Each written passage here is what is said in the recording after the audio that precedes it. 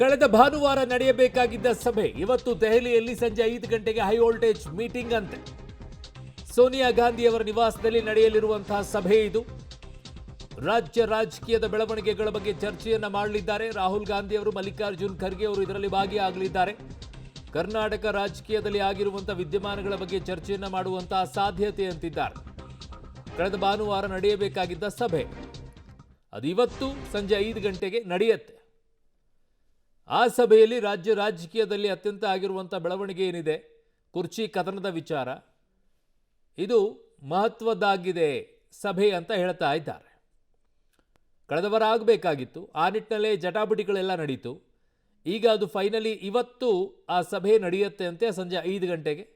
ಸೋನಿಯಾ ಗಾಂಧಿಯವರು, ರಾಹುಲ್ ಗಾಂಧಿಯವರು, ಮಲ್ಲಿಕಾರ್ಜುನ್ ಖರ್ಗೆ ಅವರು ಇರ್ತಾರೆ ಅಂತಿದ್ದಾರೆ. ನನ್ನ ಸಹೋದ್ಯೋಗಿ ಈಗ ದೆಹಲಿ ಪ್ರತಿನಿಧಿ ಶಬೀರ್ ನನ್ನ ಸಂಪರ್ಕಕ್ಕೆ ಸಿಗ್ತಾ ಇದ್ದಾರೆ. ಶಬೀರ್, ಇವತ್ತು 5 ಗಂಟೆಗೆ ಯಾರೆಲ್ಲ ಸೇರ್ತಾರೆ ಸೋನಿಯಾ ಗಾಂಧಿ ಅವರ ನಿವಾಸದಲ್ಲಿ, ಮತ್ತೆ ಏನ್ ಚರ್ಚೆ, ಅಜೆಂಡಾ ಏನಿದೆ? ಅರುಣ್ ನೋಡಿ, ಸಂಜೆ 5 ಗಂಟೆಗೆ ಸೋನಿಯಾ ಗಾಂಧಿ ಅವರ ನಿವಾಸದಲ್ಲಿ ಒಂದು ಮಹತ್ವದ ಮೀಟಿಂಗ್ ನಡೀತಾ ಇರುವಂತದ್ದು. ಇದರಲ್ಲಿ ರಾಹುಲ್ ಗಾಂಧಿ ಮತ್ತೆ ಎಐಸಿಸಿ ಅಧ್ಯಕ್ಷ ಮಲ್ಲಿಕಾರ್ಜುನ್ ಖರ್ಗೆ ಅವರು ಭಾಗಿಯಾಗ್ತಾ ಇರುವಂತದ್ದು.